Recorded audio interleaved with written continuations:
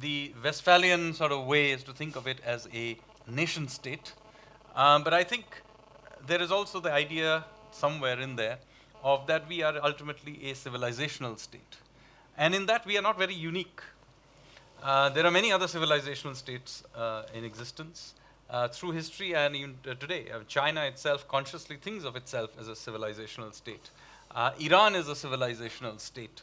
In some ways, maybe Israel is an attempt to reconstruct a civilizational state. And there have been such states in the past. I mean, for example, the Greeks thought of themselves, the ancient Greeks thought of themselves as a civilization, civilizational group, in the sense that while they were fighting amongst themselves most of the time, but whenever the Persians turned up, it was quite a different matter. So this is neither a completely new nor a completely unique thing, that we think of ourselves as a civilizational state. But of course, in practical terms, in constitutional terms, we are also a modern nation state. And in some ways, that is India, and in that sense that it occupies the geographical state of historical India.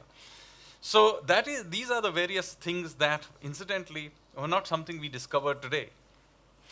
This was something at the back of the minds of those who were writing the Indian Constitution. And indeed, there were debates about this matter in the Constituent Assembly, and that is why they ultimately, consciously wrote the Constitution begins with the term India, that is Bharat.